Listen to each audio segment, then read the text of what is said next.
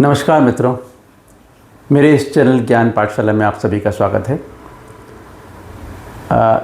After spending almost 33 years in education, मेरे इस channel को बनाने का जो उद्देश्य है वो ये है कि बच्चों को छोटे छोटे टॉपिक्स मैं समझा सकूं और पेरेंट्स और बच्चे जब भी चाहें वो इन टॉपिक्स से एक लर्निंग प्राप्त कर सकें। मेरे मोस्टली टॉपिक्स रहेंगे क्लास 4 टू क्लास 10th के स्टूडेंट्स के लिए। मोस्टली मैं मैथ्स कवर करूंगा और कोशिश करूंगा कि छोटे छोटे टॉपिक्स के ऊपर विस्तार से छोटे छोटे वीडियोस बनाए जा सकें, जिससे बच्चे जब अपनी सुविधा के अनुसार जब चाहें उनको देखकर उनसे ज्ञान प्राप्त कर सकें, नॉलेज गेन कर सकें। शुरुआत करने से पहले मैं चाहूँगा आपको अगर वीडियो पसंद आता है तो उसको लाइक करें, सब्सक्राइब करें और शेयर करना ना भूलें। आज सबसे पहले जो टॉपिक मैं ले रहा हूँ वो है फ्रैक्शंस। क्लास 4, 5, 6 में ये टॉपिक पढ़ाया जाता है और बहुत ही इम्पॉर्टेंट, महत्वपूर्ण, अहम टॉपिक है ये छोटे बच्चों के लिए समझने के लिए। कुछ बच्चे बहुत जल्दी से इसे ग्रैस्प कर लेते हैं, बट कई बार बहुत सारे बच्चे इसको अच्छे से समझने में दिक्कत करते हैं। कोशिश करूँगा उसको एक्सप्लेन करने का। आप लोग कमेंट्स में अपने क्वेश्चंस भी पूछ सकते हैं और कहीं पर आपको लगता है कि कोई टॉपिक, कोई पॉइंट समझ में नहीं आया है तो उसके ऊपर क्वेश्चंस करके मैं उनको आंसर भी करूँगा। तो शुरू करते हैं चैप्टर और टॉपिक फ्रैक्शंस। और आज के हमारे जो लर्निंग ऑब्जेक्टिव्स हैं वो हैं फ्रैक्शन क्या है ये हम समझेंगे, किस तरह से एक फ्रैक्शन को लिखा जाता है, यूनिट फ्रैक्शन क्या होता है, लाइक एंड अनलाइक फ्रैक्शंस क्या होते हैं, प्रॉपर एंड इम्प्रॉपर फ्रैक्शंस क्या होते हैं और मिक्स्ड नंबर्स क्या होते हैं। शुरू करने से पहले मैं आपको अपना इंट्रोडक्शन भी देता हूं। मेरा नाम डॉक्टर मनोज सरीन है। मैं बहुत साल पढ़ाता रहा हूं और उसके बाद बहुत साल मैंने अलग अलग स्कूल्स में, रेनाउंड स्कूल्स में एज प्रिंसिपल भी काम किया है।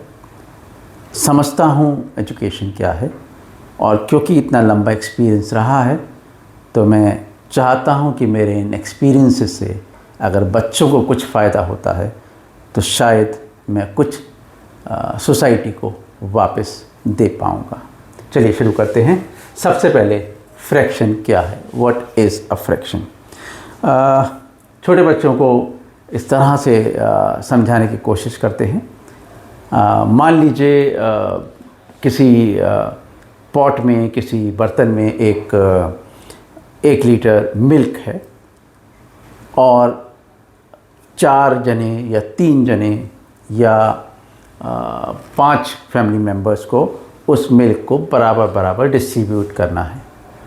मतलब उसके 5 हिस्से होंगे। फ्रैक्शंस मतलब उसके 5 फ्रैक्शंस होंगे। सो अगर हम ये बोलें कि ये इसको रिजेंबल करता है, ये एक मिल्क है और एक पॉट है जिसमें ये मिल्क है और उसके हमें 5 पार्ट बनाने हैं।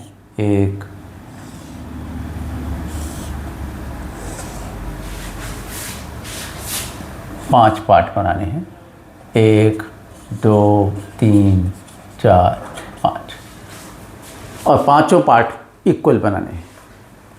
सो ये जो एक पार्ट है ये एक फ्रैक्शन है।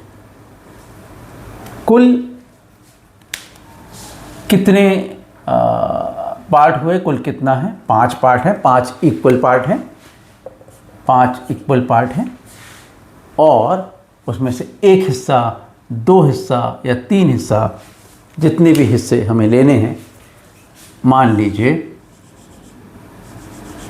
मान लीजिए एक फैमिली मेम्बर को हमें 2 हिस्सा प्रदान करना है या 2 हिस्सा देना है। ये तो इसका मतलब एक ये हिस्सा देना है, एक ये हिस्सा देना है। तो ये हो गया 2 part out of 5 parts, 2 parts out of 5 parts. This is a resemblance of a fraction, or this is how a fraction is being denoted. अगर किसी फैमिली मेम्बर को एक ही पार्ट देना है, सो एक part out of 5 parts, this is how. और किसी member को बाकी मान लीजिए 3 पार्ट देने हैं, सो 3 पार्ट आउट ऑफ 5 पार्ट। इस तरह से फ्रैक्शन को लिखा जाता है और ये एक फ्रैक्शन है। अब फ्रैक्शन को जब हम लिखते हैं इस तरह से, तो इसमें ये जो दोनों पार्ट्स हैं इनके कुछ नाम होते हैं, इनके कुछ जो हमें याद रखने की ज़रूरत है।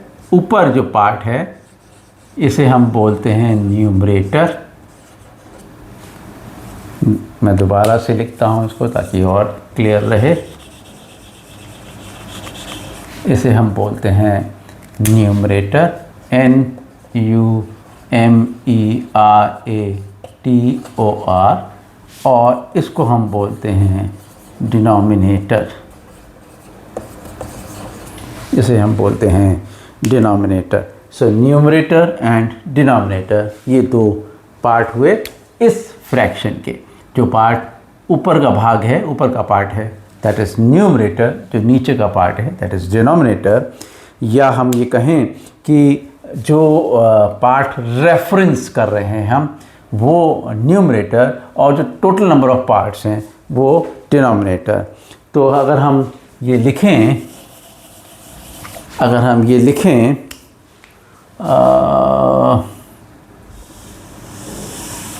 इसको हम अब रब करते हैं।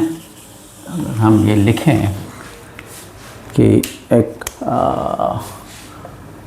Fraction is equal to part being referred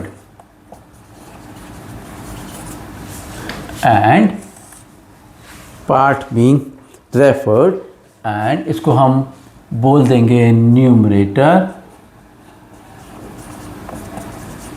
and नीचे हम लिखेंगे टोटल नंबर ऑफ पार्ट्स, जिसको कि हम बोलेंगे डिनोमिनेटर। सो इस तरह से ये पार्ट रेफर हो रहा है फैमिली मेम्बर को। टोटल 5 पार्ट में से 2 पार्ट दिए जाने हैं और टोटल नंबर ऑफ पार्ट्स जो हैं वो 5 हैं। सो ये हमारा एक फ्रैक्शन बन गया। This is how a fraction is being represented, और this is how a fraction is being written. So how to write a fraction and what is a fraction, right? Next comes unit fraction. Suppose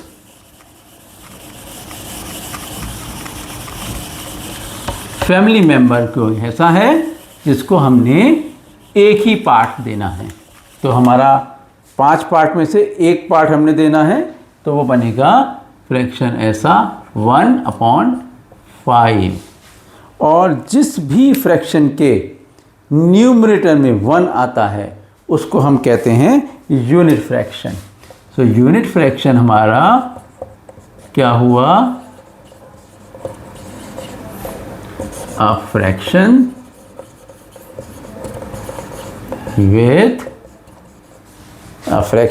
with numerator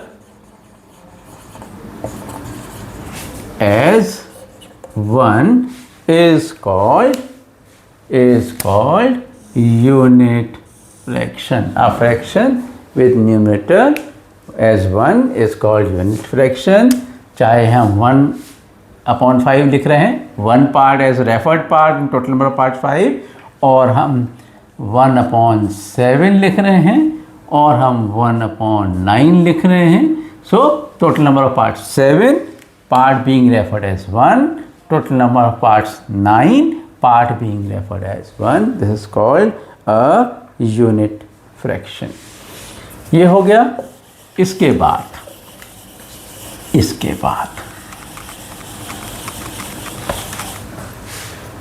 fraction को हम categorise कर सकते हैं दो तरह से. पहला कैटेगराइजेशन हम कहते हैं, दो तरह से फ्रैक्शंस को हम कैटेगराइज कर सकते हैं. पहला कैटेगराइजेशन हम कहते हैं like fractions and unlike fractions.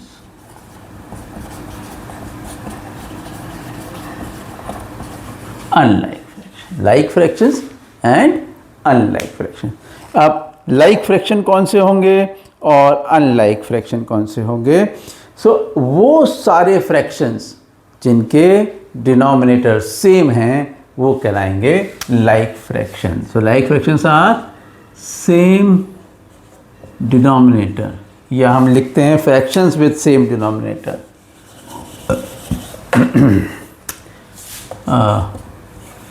fractions with same denominators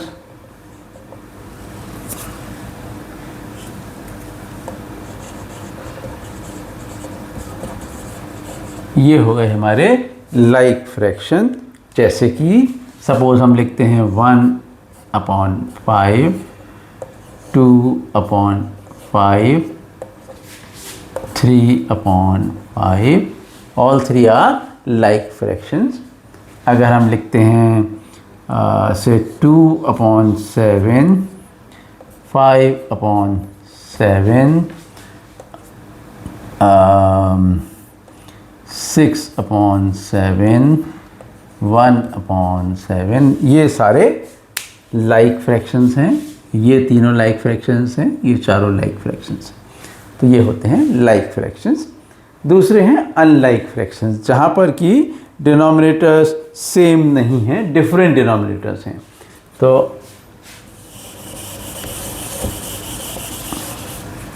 unlike fraction मतलब fractions with different denominators.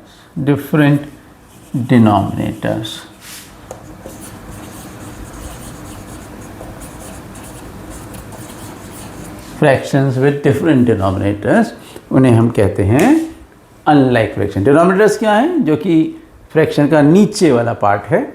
Numerator क्या है? जो कि फ्रैक्शन का ऊपर वाला पार्ट है. मैंने पहले ही आपको बताया.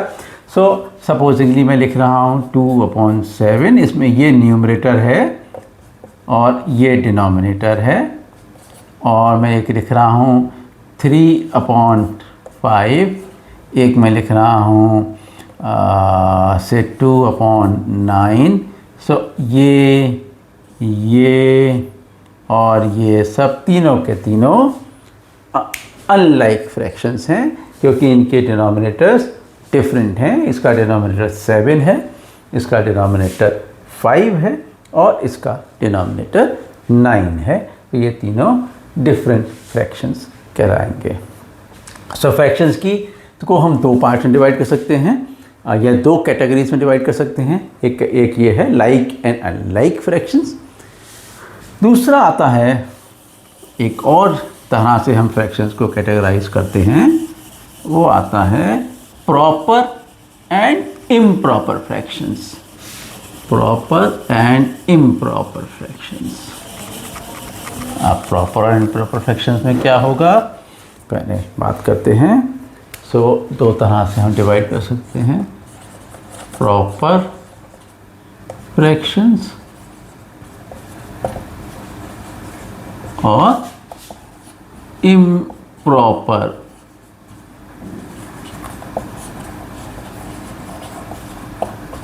fractions. Proper fractions and improper fractions. जहाँ पर कि न्यूमरेटर डिनोमिनेटर से कम है, छोटा है, लेसर है, वो कहलाते हैं प्रॉपर फ्रैक्शन. न्यूमरेटर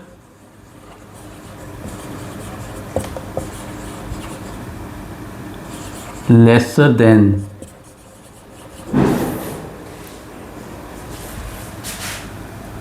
denominator,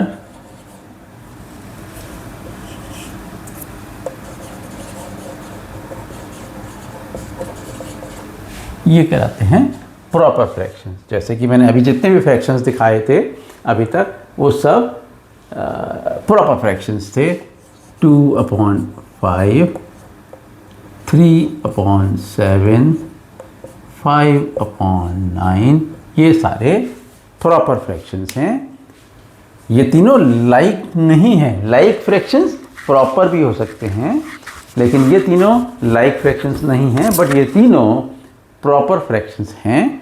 ये तीनों के न्यूमरेटर जो हैं वो डिनोमिनेटर से छोटे हैं। ये न्यूमरेटर है, ये डिनोमिनेटर है, ये न्यूमरेटर है, ये डिनोमिनेटर है, ये न्यूमरेटर है, ये डिनोमिनेटर है। जहाँ न्यूमरेटर डिनोमिनेटर से छोटा है, is less, the numerator is lesser than denominator, the numerator is lesser than denominator, the numerator is lesser than denominator, it is called proper fraction.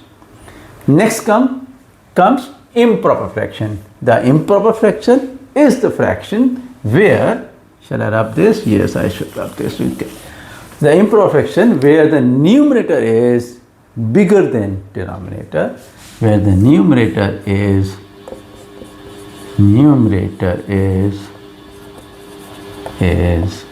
bigger, or I should say greater, is greater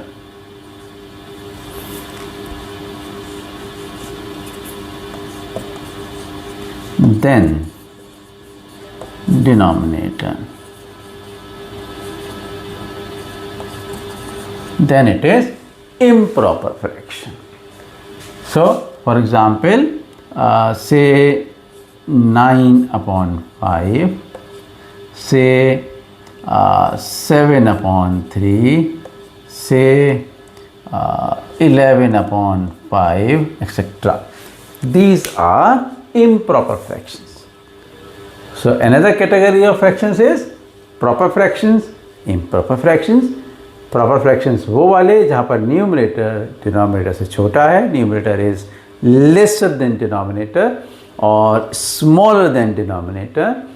Improper fraction is where the numerator is greater than the denominator or numerator is bigger or more than the denominator. Now this, next comes mixed numbers.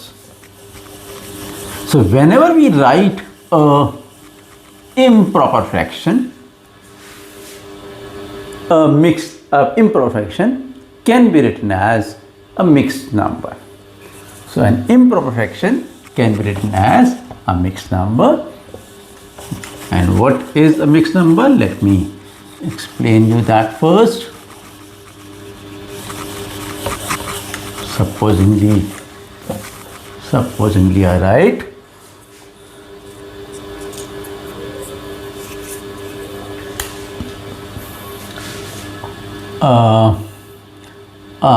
say 9 divided by 9/5. Now this is an improper fraction. Now this improper fraction can be written as a mixed number. So how to write that? I'm sure that the students, those who are learning fractions, must have already learned division. So I'll give a small reference to the division. Suppose we are dividing 9 by 5. So we'll be writing like this. We'll be writing 9 inside and 5 like this. And now let's understand 5, 1, 5 and this is 4. Now what is this called? What is this called? What is this called? And what is this called? I am assuming that children know, but still giving a reference again. So this is called divisor This is called a divisor. This is called a remainder. This is called quotient. And this one is called as divisor, quotient, remainder, and this is dividend. This is dividend, right? So divisor, quotient, dividend, remainder. Whenever we divide, these are the four components. So how a mixed number will be formed from a improper fraction? Let me tell you that. Say this is an improper fraction, 9 upon 5, and if you want to make a mixed number from this improper fraction, we'll write the divisor as it is, then we'll write the remainder here, so then we'll write the quotient here, and then we'll write the remainder here. So this will become a mixed number. The quotient, the divisor, the remainder. The quotient, the divisor, the remainder becomes mixed number. So let's write mixed number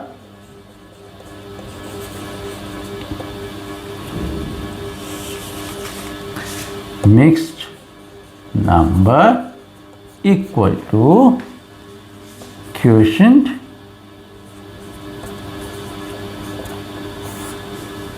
this is the remainder and this is the divisor. Mixed number is equal to quotient, remainder, divisor. So this is how a mixed number is being formed from a improper fraction. I'll also tell you, supposingly you have got a mixed number, how you can convert it to a improper fraction. You have seen that this is an improper fraction. By using this division method, we have converted it into a mixed number. Now supposingly you have been given a mixed number and you have been asked to convert it to an improper fraction, then how you will be doing it, I'll tell that too just now. I hope this is clear. So I'm taking the same which was given earlier. I think it was given this. So the formula is, we'll write a divisor as it is, then we'll multiply the divisor with the whole number, and we'll add the numerator or the remainder into it. So if I'll do that, 5 into 1 5 plus 4 upon 5, which means 9 upon 5. So we have got the same mixed number which you have seen in the previous slide or previous screen. So this is how a mixed number is converted to an improper fraction. So what is the formula to convert from a mixed number to an improper fraction? The formula is, you write the divisor down, you write the whole number or the quotient, multiply it with divisor,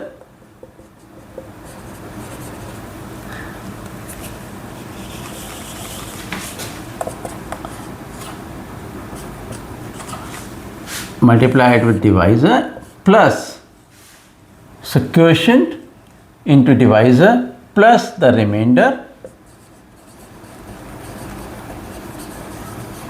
upon the divisor will give you the mixed number. So this is the mixed number.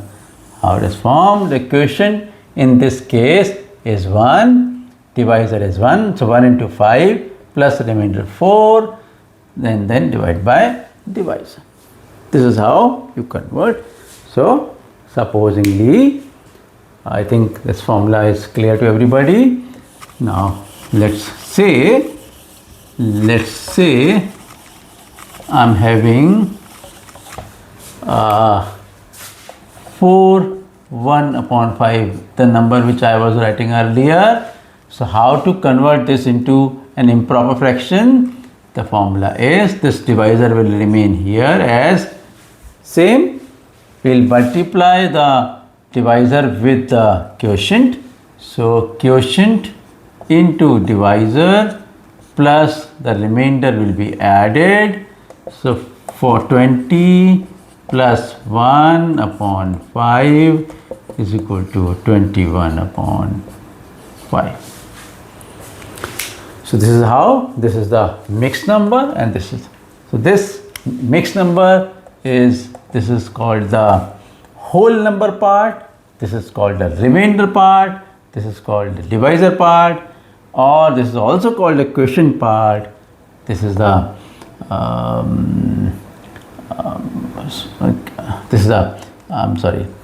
quotient part, this is the remainder part, and this is the divisor part. So this is how you consider the. So to give a quick recap, what all we have learned today, we have learned what is a fraction. So a fraction can be written in two parts, a numerator upon denominator, wherever you have to equally divides anything into equal parts, then you take a whole and then you take the different parts. That means the part which is reference divided by the whole number of parts or total number of parts, then you form a fraction. The parts or part being referenced upon divided by the total number of parts is fraction. This is how you write a fraction. A unit fraction, any fraction which is having a numerator as 1 is called a unit fraction. Then like and unlike fractions, all those fractions which are having similar denominator, they are called like fractions. All those fractions which are having different denominators are called unlike fractions. Then further we divide fractions into two categories, that is, they are proper and improper fraction. So wherever the numerator is lesser than the denominator, then it is a proper fraction. Wherever the numerator is bigger or more than the denominator, in this case, it is called an improper fraction. And any improper fraction can be converted to mixed number by dividing. The quotient comes here, the remainder goes here, the divisor remains here, and that is how you write mixed numbers. Thank you for today. This is the brief introduction or beginning of chapter fractions. Wherever you face any difficulty or doubt, you may put your questions in the comment. I'll try to answer. I'll be giving more videos like this on different topics. If you like the video, please like it, subscribe it, and share it. Thank you very much.